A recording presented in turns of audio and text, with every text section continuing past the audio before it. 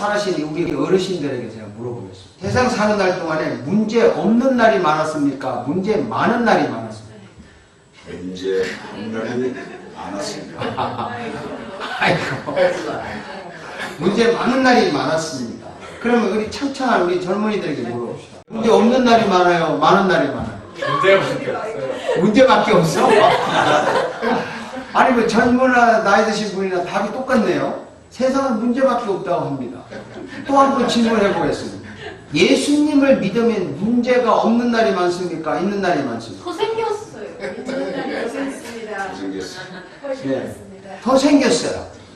예수님을 믿어도 문제가 더 생겼어요. 한 번 더 묻겠습니다. 그래도 예수를 믿어야 합니까? 네. 아, 그래도 믿어야 합니까? 네. 그 이유가 뭡니까? 예수를 믿으라고 평안이 옵니다. 답을 다 알고 있죠. 오늘 읽은 이 본문 말씀을 통해서 그래도 예수를 믿어야 될 이유를 제가 설명을 하겠습니다. 이 430년간의 노예 생활을 마치고 이스라엘 민족이 드디어 해방된 내용입니다.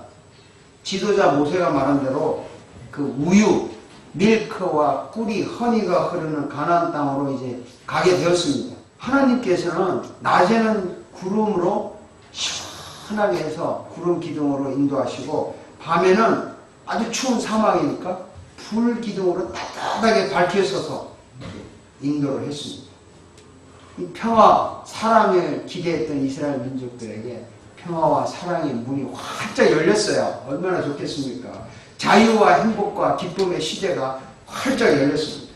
그런데 금방, 얼마 되지 않아서 금방 자유도 행복도 기쁨도 사랑도 다 슬픔과 눈물과 불안으로 변해버렸어요. 그것이 오늘 읽은 본문인데요. 한번 읽어봅시다. 하루와 가까이 올때 이스라엘 잃어버린 돌아보죠. 애국 사람들이 자기들 귀에 이른지라 이스라엘 자손이 심히 두려워하여 여호와께 부르짖고. 아니 뭐 해방이 됐다고 해서 좋아했는데 금방 죽음의 위기에 왔습니다. 그래서 큰 소리로 외칩니다. 또 읽어봅시다. 그대의 모세에게 누가 없어서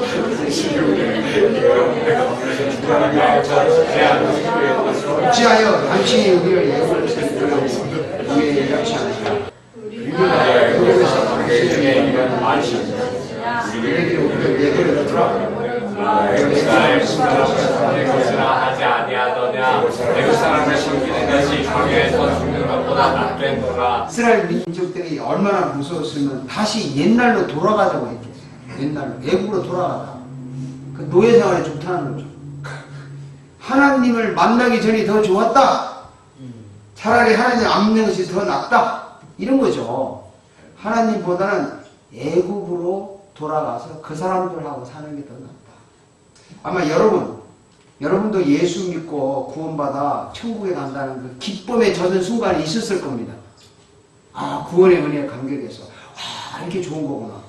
그러나 그것도 잠시뿐이고 금방 예수 믿고 나서 더 힘든 일이 생기고 예수 믿기 전보다 더 어려운 일이 많이 일어났을 경험이 있을 겁니다.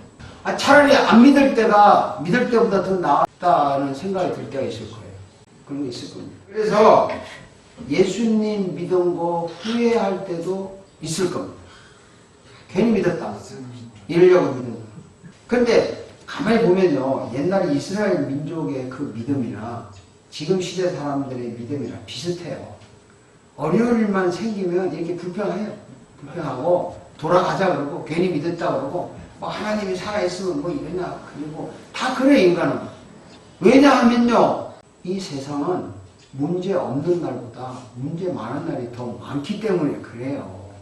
그럼에도 불구하고 예수님을 믿어야 될 이유가 있어요. 있다는 겁니다. 우리 오늘 본문 말씀 한번 보겠습니다. 모세가 백성에게 두려워하지 말고 가만히 서서 여호와께서 오늘 너희를 위하여 행하신 구원을 보라. 오늘 본 애국 사람을 영원히 다시 보지 아니하리라. 여기 보면 야 두려워하지 마라. 문제는 계속 일어난다.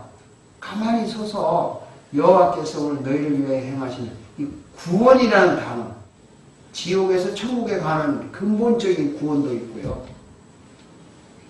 죄인에서 의인으로 변하는 구원도 있고요. 어려운 문제를 해결하는 것도 구원이라는 뜻입니다. 아멘. 성경에서 말하는 구원은 이렇게 복합적인 뜻이 있어요. 그래서 괴로움에서 해방되는 것도 구원이고 고통스러운 병에서 치료받는 것도 구원입니다. 그래서 너희를 위하여 행하시는 이 구원을 보라! 이렇게 외칩니다. 그러면서 모세가 얼마나 위대하게 외치냐면 이렇게 외쳐요. 다 같이 봅시다. 여호와께서 너희를 위하여 싸우시니 너희는 감히 싸우니라. 너희를 위하여 싸운다는 말은 이 어려운 문제를 여호와가 대신 해결해 주겠다. 그러니까 너희는 가만히 있어라. 이렇게 해서 그 이스라엘 백성들의 위기를 극복하고 이스라엘 민족은 홍해를 건너갔고 그 바다 덕분에 애국 군사들은 바다에 빠져서 다 죽었어요. 그 문제 때문에 오히려 이스라엘 백성들은 영원히 탈출이 됐고 그 문제 속에 애국 군대들은 빠져서 죽었습니다. 자, 여러분, 문제가 일어날 때마다 하나님께서 해결해 주십니다. 아멘. 문제가 안 일어나는 것이 아니고 문제는 계속 일어납니다. 일어날 때마다 하나님께서 해결해 주시기 때문에 하나님을 믿어야 될 이유가 있는 것입니다. 그래서 믿어야 되는 거예요.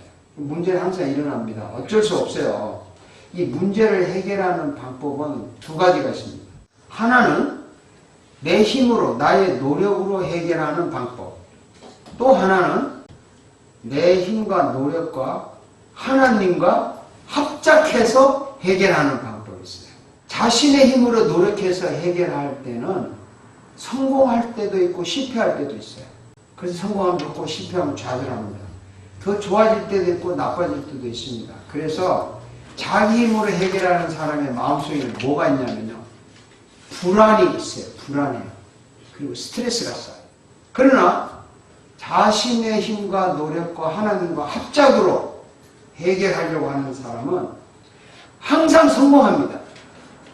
그 항상 성공한다는 말 속에 어떤 것이 있냐면 어떤 때는 실패하는 것처럼 보여요. 당장은 손해보는 것 같아요.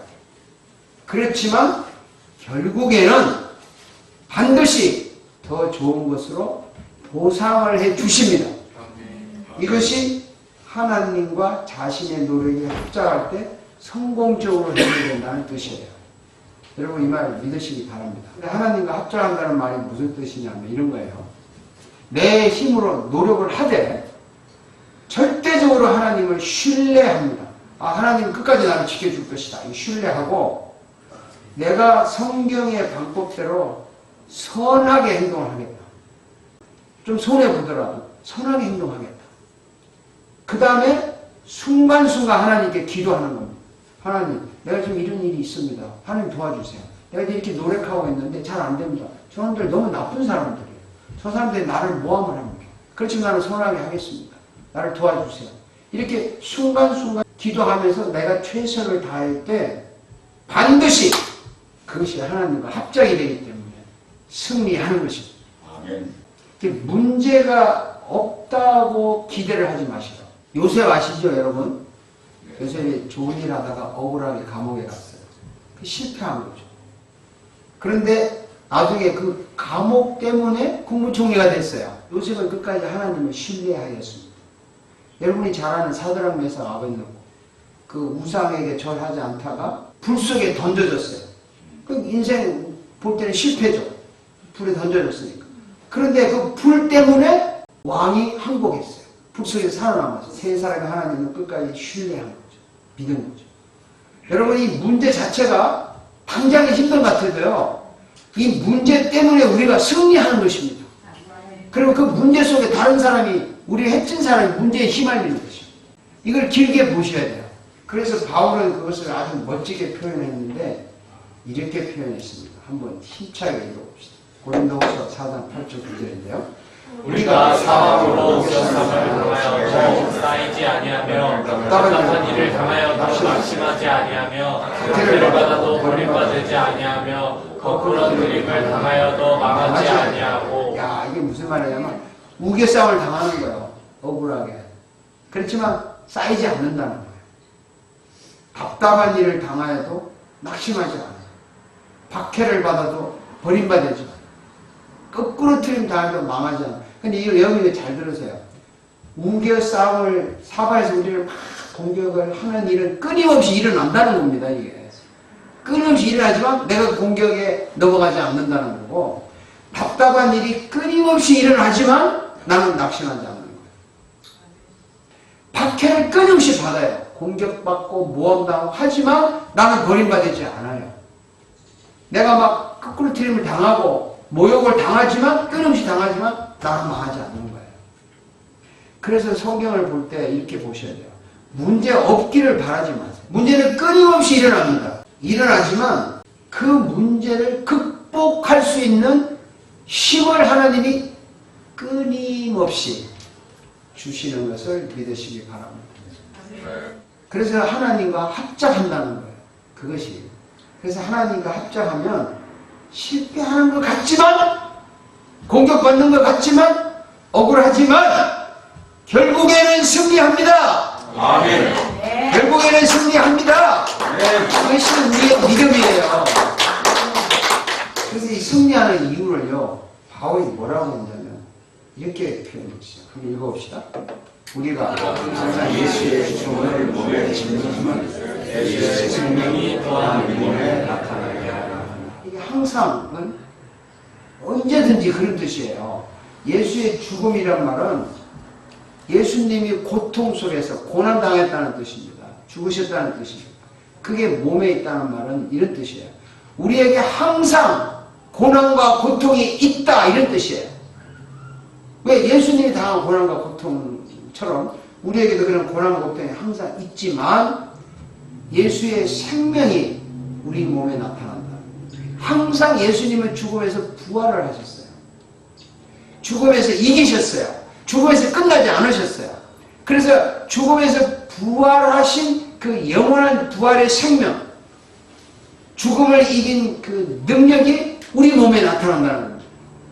결국에 문제는 항상 일어나지만 그 문제가 항상 해결을 해 주신다는 것이 예수님의 십자가의 죽음과 부활 때문에 그렇다는 거예요. 아멘. 예수님의 십자가의 죽음과 부활이 우리의 모든 문제를 해결하는 근거가 되고 이유가 되는 것입니다. 예수님께서 이 세상의 모든 문제를 짊어지고 스스로 십자가에서 죽으셨어요. 근데 그걸로 끝나지 않았어요. 예수님은 죽음에서 끝나지 않고 부활이라고 하는 엄청난 더 좋은 것으로 승리하셨습니다.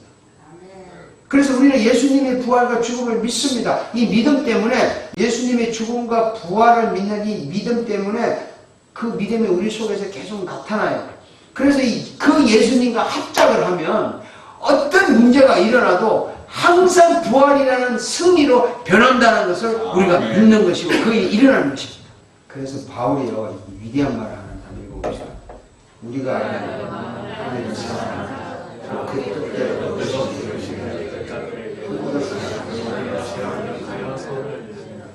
이게 합력하여 손을 이 모든 것인데요. 모든 것은 문제가 많다는 거예요. 이 문제가 일어나는데 이게 다 합력하여 하나님을 사랑하는 자, 그 뜻대로 부르심을 입은 자들에게 선을 이룬다. 이게 극복한다는 거죠. 이긴다는 거죠. 승리한다는 거죠. 여러분, 정말 이거 믿으세요. 문제는 끊임없이 일어납니다. 문제 일어나지 말게 해달라는 기도를 해도 소용이 없어요. 문제가 있을 때마다 이걸 이길 수 있는 힘을 주세요. 당신의 죽음과 부활을 믿습니다 할 때 그 주님과 합작하는 거예요. 합작할 때 이 문제는 항상 극복이 되고 당장에 실패하는 것 같아도 더 좋은 것으로 보상을 받습니다. 아멘. 보상을 받습니다. 그래서 예수님과 합작을 할 때는 문제가 언제든지 일어나도 이길 수 있다는 확신이 있고 이기게 됩니다. 그래서 예수를 믿어야 하는 거예요.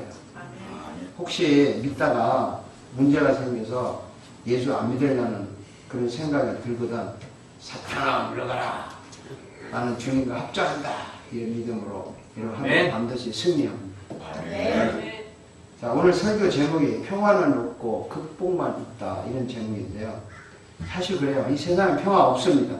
인정합니까? 네. 문제 없는 세상은 오지 않습니다. 예수님을 아무리 잘 믿어도 계속 문제 옵니다. 그러면 뭐가 평화냐 이거죠. 뭐가 평화냐? 한번 따라하세요. 문제가 없는 세상이 평화가 아니라 문제를 하나님과 함께 극복하는 것이 평화다. 극복하는 것이 평화다. 문제가 없는 세상이 평화가 아니고요. 문제가 없을 수가 없어요. 문제를 하나님과 함께 극복할 때 그때가 평화입니다. 그래서 문제를 극복하는 것이 평화예요. 문제 없는 것이 평화가 아니고 문제를 극복하는 것이 평화입니다. 나만의 힘으로 극복하려고 하면 성공하기도 하고 실패하고 불안해요. 스트레스가 쌓여요.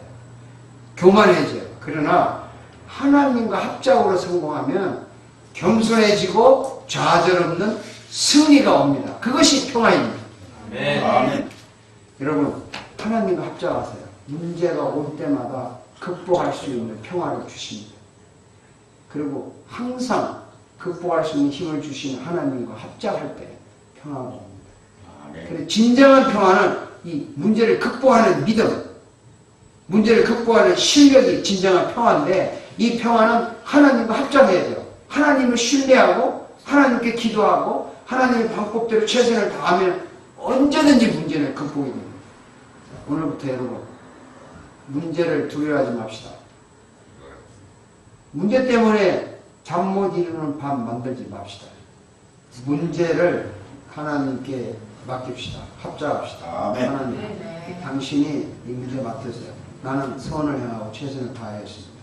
도와주세요. 순간순간 기도를 하는 것입니다.